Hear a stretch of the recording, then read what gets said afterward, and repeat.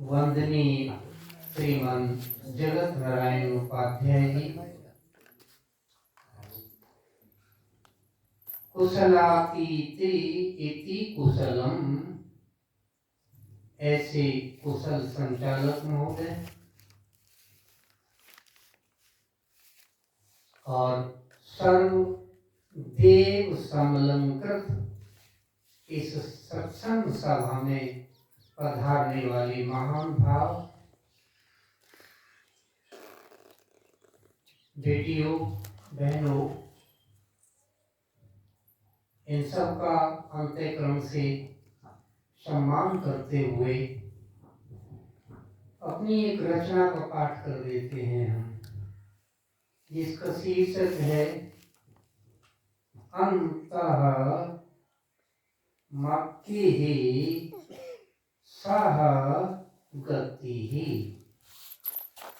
जिस प्राणी की अंतिम मति होती है उसी के अनुसार उसकी गति होती है।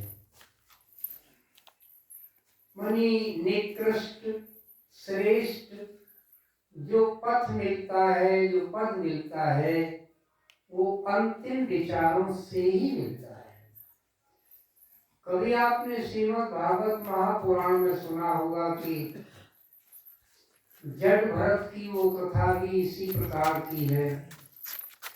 मृग शावक के स्नेह में वे भी मृग हो गए। अब हम अपनी रचना का पाठ करते हैं, आप श्रवण करते चले जाना। है खंड आर्यावर्त मध्य, जो मगध देश कहलाता है, जिसमें एक राजगृही नामक अति सुंदर नगर सुहाता है। समझ में आ रहा होगा। थे सेठ वहां पर नागदत्त, भवदत्ता जिनकी सेठानी। नागदत्त सेठ जी का नाम था, तो उनकी सेठानी का नाम भवदत्ता।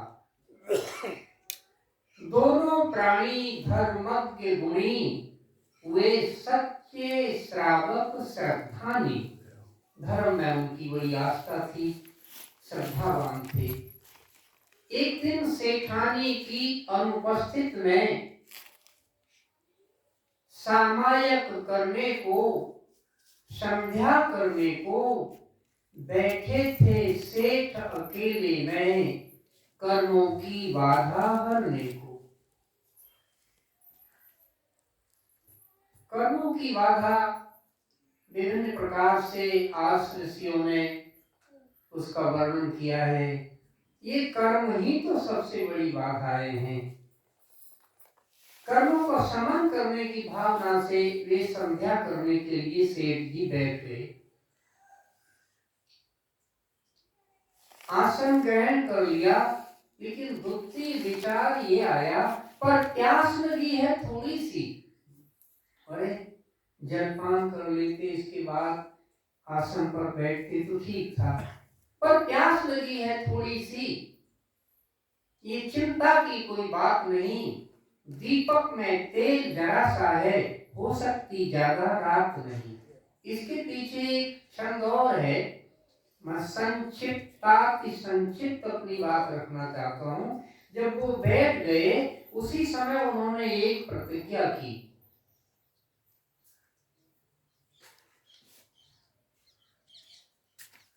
मैं तब तक नहीं उठूंगा जब तक ये दीप अस्त नहीं हो जाएगा। दीप की शिखा अस्त होते ही मैं उठ बैठूंगा और जलपान करूंगा। संध्या आरंभ की उन्होंने। संध्या के हमारे वेदों में वो मंत्र होते हैं, एक विधान है संध्या का।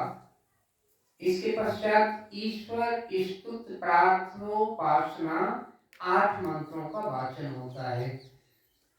पढ़ा होगा तो आप समझ जाएंगे। ओम विश्वान देव से लगाकर अग्नि नय सुखताराये, अस्मान विश्वान देव वयुनान विद्वान, ये हम लोग पढ़ते हैं। तो इन 8 मंत्रों के वाचन में थे। इतने में सेठानी कहीं पड़ोस में गई और उन्होंने आकर देखा। सेठानी ने देखा पथ का मन सामायिक में लीन बड़ा, पर बिना तेल इस दीपक का हो गया प्रकाश मलिन बड़ा। तुरंत एक प्रतिक्रिया हुई। वो क्या थी? झट तेल उठाकर दीपक में भर दिया खूब सेठानी ने। इस ओर सेठ का जी व्याकुल कर दिया जरा से पानी ने। आप समझ ही गए, बहुत डिस्क्रिप्शन की आवश्यकता नहीं है, बहुत घबरा गए। पानी में प्राणी उलझ रहे, पानी में प्राणी उलझ रहे, मन कहता था पानी पानी। बस इसी ध्यान में लाला जी की पूर्ण हो गई जिंदगानी। अंतिम पानी का भाव रहा, अंतिम पानी का भाव रहा, इससे पानी का जीव हुआ। नीचे पानी ऊपर पानी, पर पानी खूब नसीब हुआ। ये कथानक कहीं दूर नहीं जा रहा, हम लोग यही काम करने को आते हैं। हमारी चित्त वृत्तियां भगवतमय हो जावे, असार संसार में रहते हुए कार्यों का निर्वाहन करते हुए भी रसखान भजो जय गोविंद जिन नागरिको चित्त गागर में। ऐसी भावना बनाए रखना चाहिए। हम इसीलिए आते हैं।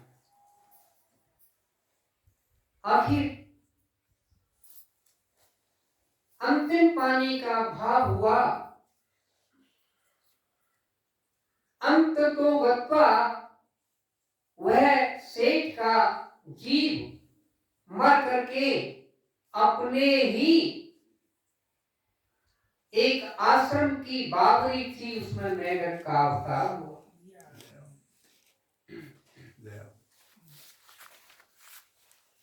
एक दिन देखा सेठानी ने, वो सेठानी उस आश्रम में आया करती थी।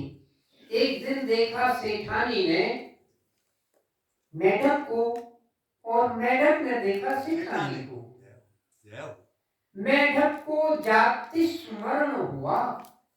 जाति स्मरण या फिर अवधि ज्ञान, शास्त्रों में ये 2 शब्द आते हैं। अवधि ज्ञान की मानी होती है पूर्व जन्म का ज्ञान। जाति स्मरण भी वही है। पुरानी योनियों में जो रहे हैं उनका स्मरण हो जाना ही जाति स्मरण होता है। ऐसा ही हुआ। एक दिन देखा सेठानी को, दादू को जाति स्मरण हुआ। ओ, ये तो मेरी सेठानी है, इसके संग मेरा वर्ण हुआ। उछला कूदा, साड़ी खींची, डरकर भागी सेठानी थी। लेकिन ये घटना नित्य रही होती, वो समझ न सकी कहानी।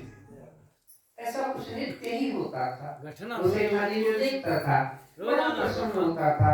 और जो प्रतिक्रिया दादू के द्वारा, मेढक के द्वारा हो सकती थी, प्रसन्नता में वो करता था। ये प्रवचन अंत तो गत्वा,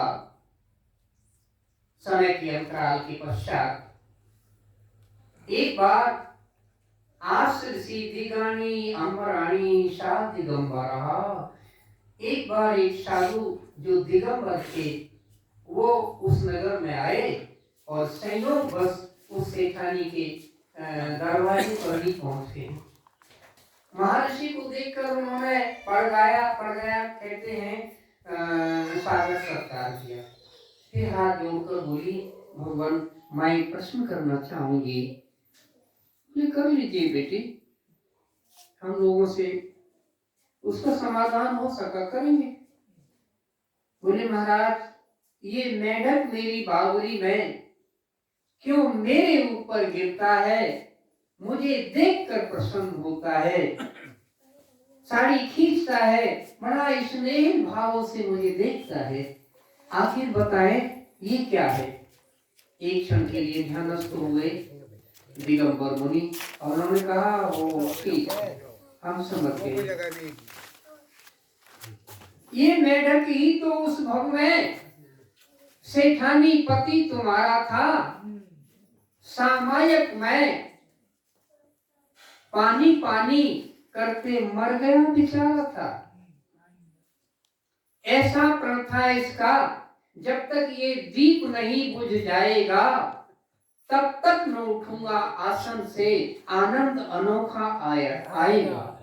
ये प्यासा था और पल पल इसकी तबीयत घबराती जाती थी, पर तेल खत्म होता तब तो दीपक भरती जाती थी। विद्यावान भव सुनकर सेठानी दुखी हुई। क्या आपने समझ लिया क्या हुआ? आपकी समझ में तो आ रहा है कि ये मेढक की चर्चा क्या है।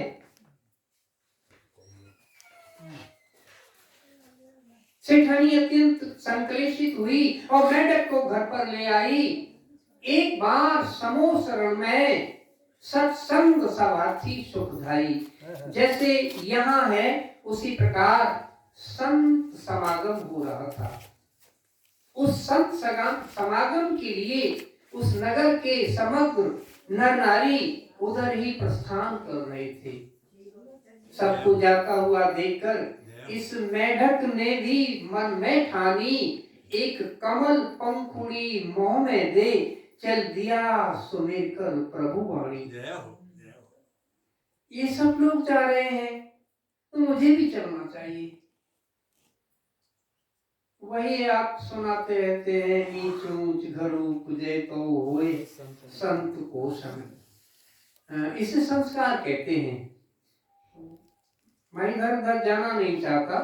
संस्कार, ये हम लोग संस्कार ही संग्रहित कर रहे हैं। अच्छे संस्कार संग्रहित करने के लिए ही हम यहाँ आते हैं, नहीं तो ये सारी बातें तो हम आप जानते हैं। लेकिन उन बातों में क्या रहस्य है, यथार्थता क्या है और किनकी वाणी तपश्चरणमयी है, उसका हमारी अंतरात्मा पर कितना प्रभाव पड़ता है, इसके लिए आखिर चल दिया सुमेर कर प्रभु वाणी। लेकिन उसी परिक्षेत्र का, उसी जनपद का, उसी प्रांत का एक महाराज भी मुनियों के दर्शनार्थ आ रहा था। फौज पलटन थी। अंत तो गत्ता में अपने प्रसंग को यहाँ विराम देना चाहूंगा। राजा की जो सवारी आ रही थी उसके मध्य में वो मेढक आ गया। इधर बचा और उधर बचा, सेना में एक कोहराम हुआ। अकस्मात उस सेना में एकदम एक कोहराम हुआ। ये इधर बचा और उधर बचा, हाथी के पांव तले दबकर मेढक का काम तमाम हुआ। इस समय पूजा का भाव लिए मन में, मेढक ने त्यागी काया है, जाकर के स्वर्ग में देव हुआ, ऐसी भावों की माया है। सच मानिएगा, हम लोगों की इतनी उम्र हो गई, अब हमें प्रशंसा की आवश्यकता नहीं है। आप प्रशंसा करें या अप्रशंसा करें, क्या करें, इसका हम करेंगे क्या? आप जयकारा बोले, हमें बहुत अच्छा कहें, हमारा कुछ भला होने वाला नहीं है।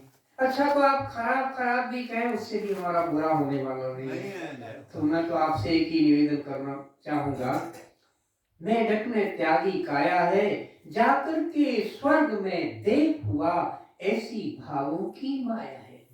यहाँ 3-4 मंत्र हैं और समयानुसार देशे काले च पात्रा पात्रे, देश काल के अनुसार अपनी बात कहनी चाहिए। ये मंच मेरे लिए ही तो नहीं है, इसलिए मैं अपने को कंट्रोलिंग पावर क्रिएट करते हुए, माने कि अपने पर नियंत्रण करते हुए आपसे ये निवेदन करना चाहता हूँ, भावों को शुद्ध करें। जब तक हमारी भावनाएं, हमारा अंतःकरण पावन नहीं होगा, सच मानिएगा हम वहीं रहेंगे। जैसे कहते रहते हैं कि बात तो सारे पंचों की मान्य है, लेकिन परनाला वहीं रहेगा। तो ये परनाला वहां नहीं रहना चाहिए, तो लाभ होगा। ये तो ऐसी बातें सुनते ही रहे, सारे जीवन भर सुनते रहे, इनसे कुछ होने वाला कदापि नहीं है। एक